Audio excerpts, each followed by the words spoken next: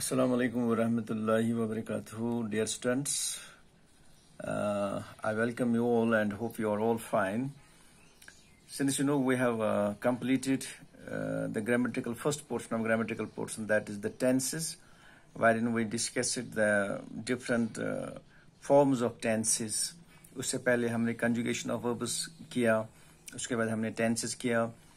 We did present simple, present continuous, present perfect, past simple, past continuous and past perfect. And वो सब कुछ मैंने इसलिए आपके साथ डिस्कस किया, शेयर किया, because that's very important when we go to study this important portion, that is narration. Narration का मतलब है जब हम कोई बात बयान करते हैं अपने तरीके से किसी के सामने, तो उसको हम नरेशन कहते हैं.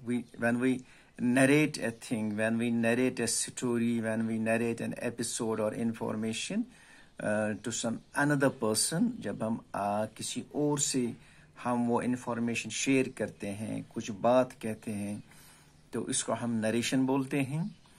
अब वो बात कहने के दो तरीके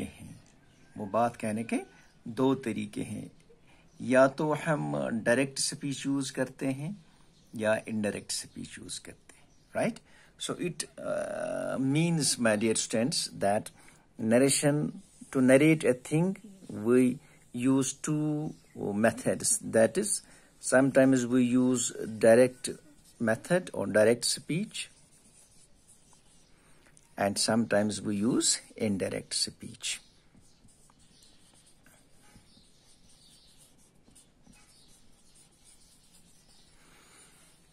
डायरेक्ट स्पीच और इनडायरेक्ट स्पीच में क्या फर्क है? डायरेक्ट स्पीच का उस स्पीच को बोलते हैं, या हम उस समय वो सेंटेंस यूज करते हैं जो वर्ड्स वो कहने वाले ने जो कहे हैं, और उन वर्ड्स को हम ऐसे ही किसी और के सामने जब पेश करते हैं, we are using the direct speech or we are using the direct sentence. ठीक? और indirect speech का मतलब है हम वही बात जो हमने सुनी है किसी और के सामने हम जब पेश करते हैं, लेकिन अपने तरीके से बोलते हैं. बात तो वही कहते हैं जो हमने सुनी है, जो हमने बात सुनी है उसी को हम किसी तीसरे के साथ शेयर करते हैं अपने तरीके से, तो उसको हम इनडायरेक्ट स्पीच बोलते हैं. अब डायरेक्ट स्पीच और इनडायरेक्ट स्पीच में सिर्फ ये फर्क है कि डायरेक्ट स्पीच में जो वर्ड्स वो हमने सुने हैं वही वर्ड्स हम जब बयान करते हैं उसी तरीके से, तो उन वर्ड्स को हम कामाज में रखते हैं, तो वो हम कहते हैं, तब ये तो है डायरेक्ट स्पीच, ये तो है डायरेक्ट सेंटेंस.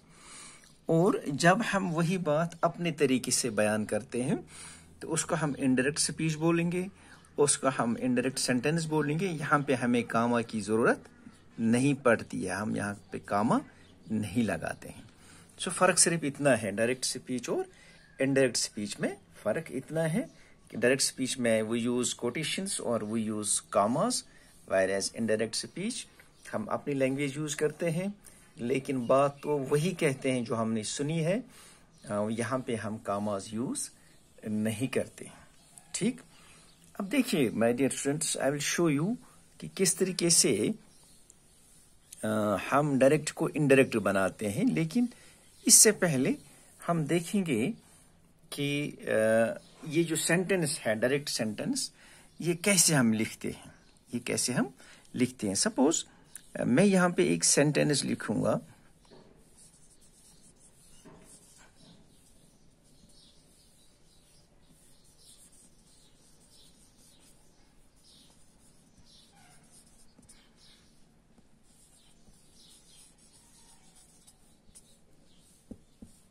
अब देखिए यहाँ पे मैंने सेंटेंस लिखा है, राइट? अब इस सेंटेंस में देखिए यहाँ पे एक कामा है, ठीक? और यहाँ पे कोट्स हैं, कोटेशन यहाँ से कोट अनकोट. ये part of sentence it is in commas, फिर फुल स्टॉप है.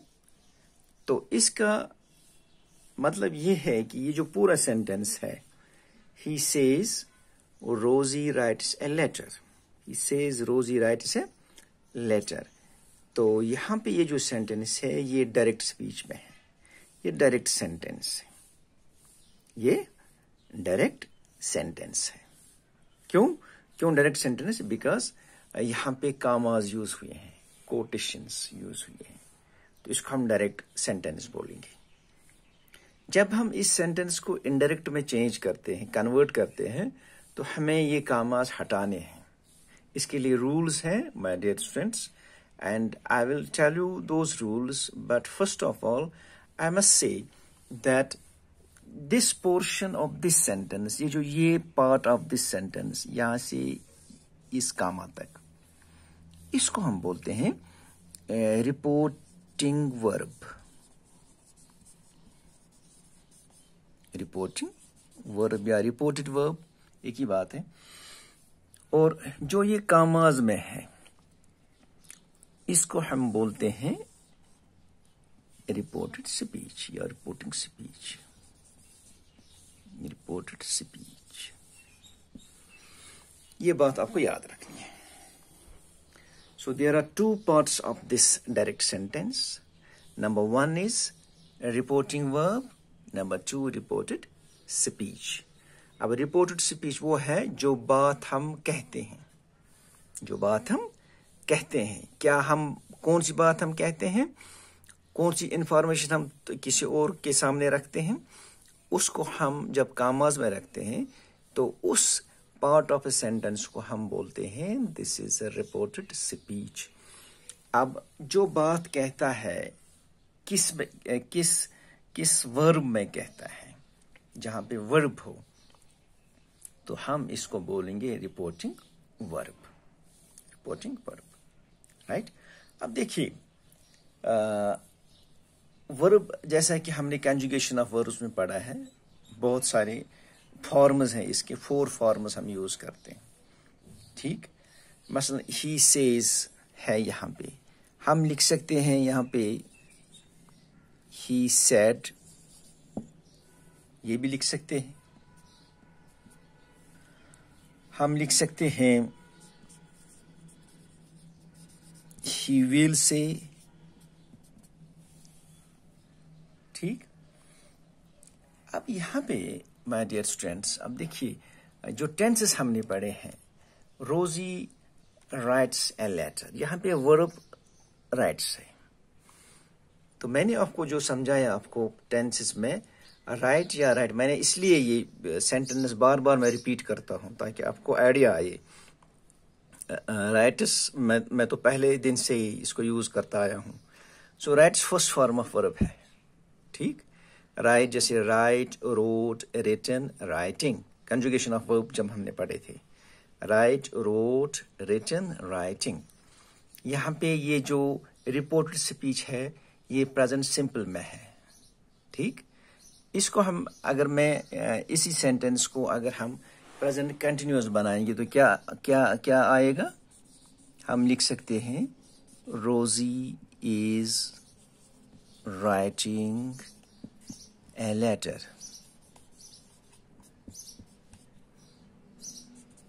ठीक। ये दिखाया मैंने कैसे, यानी ये यहाँ पे टेंसेस हैं, टेंसेस जो हमने पढ़े हैं। ये जो यहाँ पे है रिपोर्टिंग वर्ब, इसमें वर्ब दिखाता है किस में है। सेज है प्रेजेंट, वो यहाँ पे रिपोर्टिंग वर्ब प्रेजेंट में है, ठीक। ही सेड, सेड तो पास्ट है से का, तो यहाँ पे रिपोर्टेड वर्ब जो है ये पास्ट में है। और यहाँ पे he will say, will say, will future indicate करता है, तो यहाँ पे रिपोर्टिंग वर्ब फ्यूचर में है, ठीक। तो व्हाट आई मीन टू से टू यू इज कि ये जो रिपोर्टिंग वर्ब है ये 3 टेंसेस, 3 काइंड्स का होगा, या तो प्रेजेंट होगा, या पास्ट होगा, या फ्यूचर होगा, ठीक। मैं रिपीट करूंगा, जो रिपोर्टिंग वर्ब है या तो ये प्रेजेंट में होगा, या पास्ट में होगा, या फ्यूचर में होगा। माय डियर स्टूडेंट्स, जब हम डायरेक्ट को इनडायरेक्ट बनाएंगे जब हमें डायरेक्ट सेंटेंस को इनडायरेक्ट बनाना है, यहाँ पे ये प्रेजेंट होगा, पास्ट होगा, फ्यूचर होगा, ये इफेक्ट करता है. It affects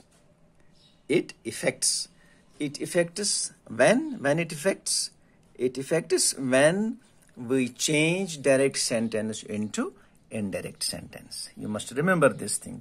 जब हम डायरेक्ट सेंटेंस को इनडायरेक्ट बनाएंगे, वहां पे क्या चीज इफेक्ट करती है? वहां पे रिपोर्टिंग वर्ब इफेक्ट करता है. हमें पहले ये देखना है कि ये रिपोर्टिंग वर्ब प्रेजेंट में है, क्या पास्ट में है या फ्यूचर में है, क्योंकि इसके असरात रिपोर्टेड स्पीच पे पड़ते हैं जब हम इसको इनडायरेक्ट बनाएंगे. ठीक, कैसे हम डायरेक्ट को इनडायरेक्ट बनाएंगे, उसके लिए क्या रूल्स हैं, इंशाल्लाह वो हम कल पढ़ेंगे. लेकिन आज के लिए आप इतना याद रखेंगे कि सेंटेंस, डायरेक्ट सेंटेंस के 2 पार्ट्स होते हैं. एक है रिपोर्टिंग वर्ब, दूसरा है रिपोर्टेड स्पीच. और जो रिपोर्टिंग वर्ब है वो या तो प्रेजेंट में होगा, या पास्ट में होगा, या फ्यूचर में होगा.